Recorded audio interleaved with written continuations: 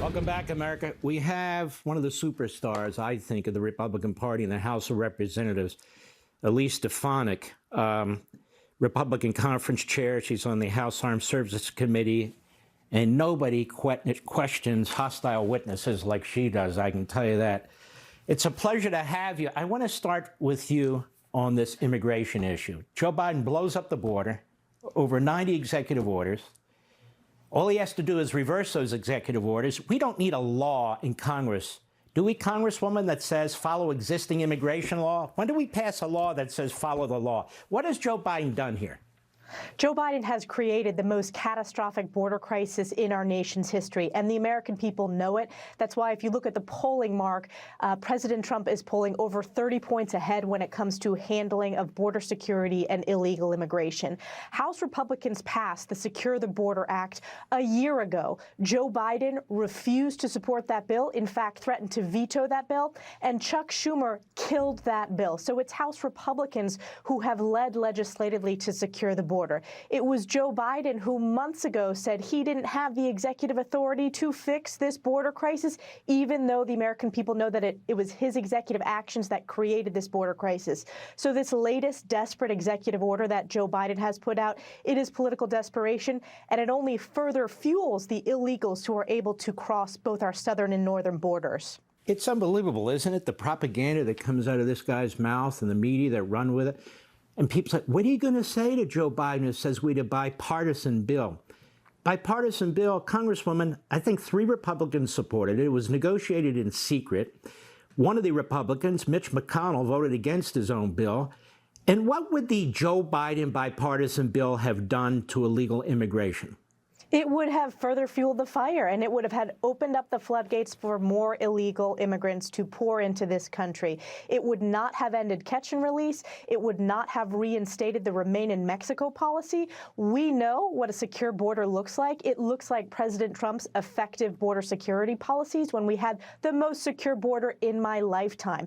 That's why House Republicans opposed this pro-amnesty negotiated behind closed doors that Joe Biden politically wanted to bail him out to cover up for this border crisis that he has created.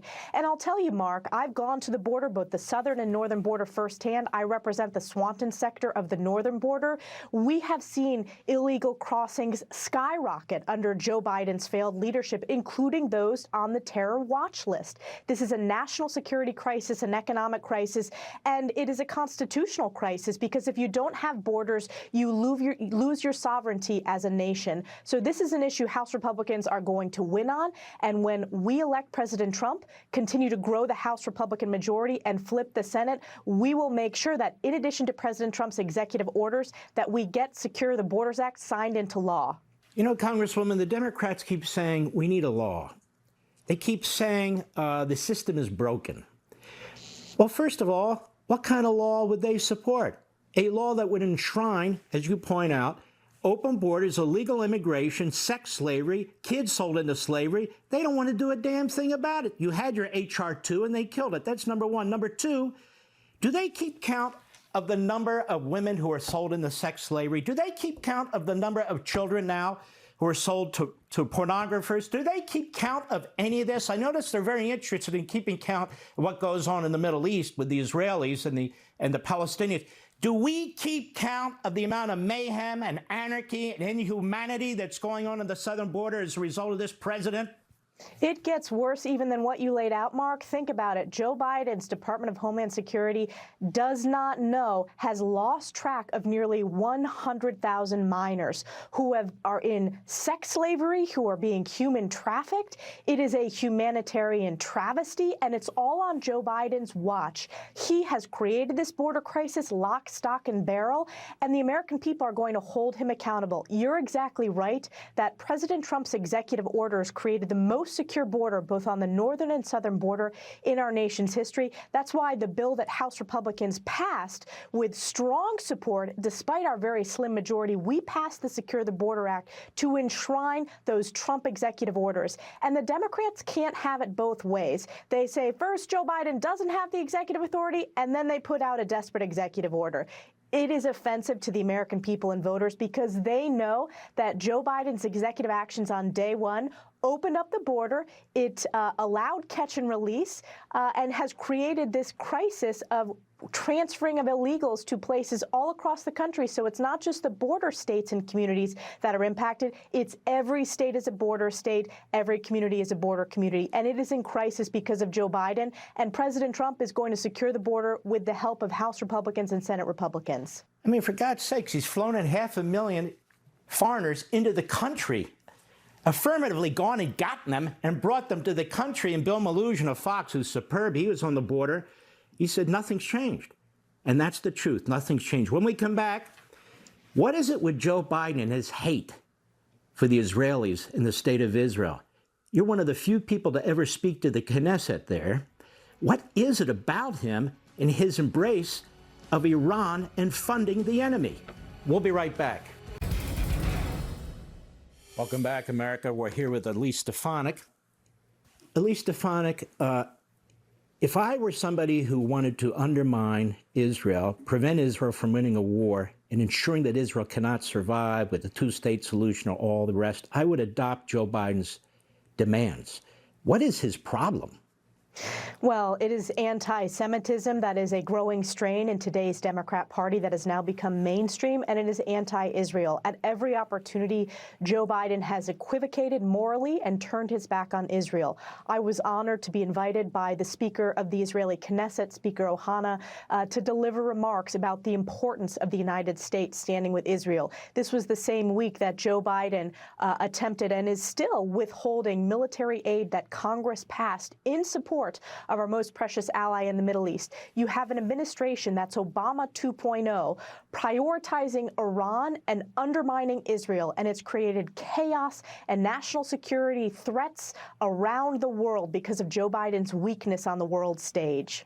And quickly, to your knowledge, you sit on the Armed Services Committee. What is this administration doing to prevent Iran from getting a nuclear weapon?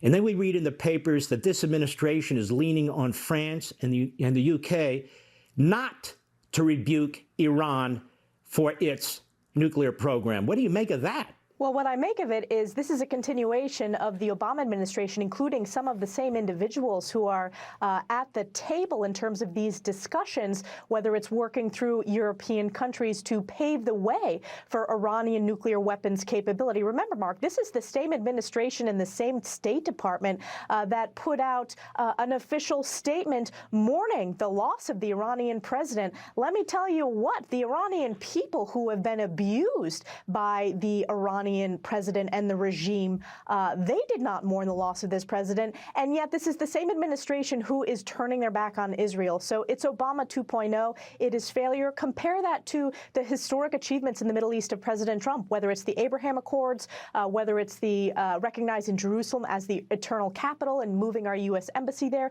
And we had peace in the Middle East under President Trump, and voters know that going to the polls this November.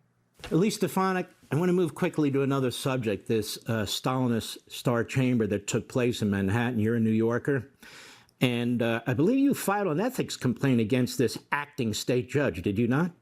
I did. I filed multiple ethics complaints. This is shredding our democracy. The mainstream media and Democrats accuse the right, but it's really Democrats who are attacking our democracy. When you take the judge in the New York case, this was a zombie case taken up by Alvin Bragg, a corrupt, radical Democrat prosecutor who is releasing violent criminals on the streets, which is why we have a crime crisis in New York. And you have a judge who donated to Joe Biden and whose family members are profiting to the tunes of tens of millions of dollars, raising money for Democrats like Adam Schiff and Joe Biden because of this trial. So this is a political witch hunt. They jury shopped as well, asking jury members whether they followed Donald Trump on social media. They didn't ask that if they followed Joe Biden. And the American people know that this was rigged from the start, and it is an affront to us. President Trump is correct that the real verdict will be rendered this November on Election Day when President Trump wins overwhelmingly. And I also think in New York, the fact that President Trump is within 6 points, a traditionally blue state, means that momentum is moving in our direction because people see this for what it is. If they can go after President Trump and political opponents, they can go after any American. Well, just me speaking, I am pleased, at least what I'm reading in the newspapers, that you are potentially under consideration as a running mate to Donald Trump. I just think you're great.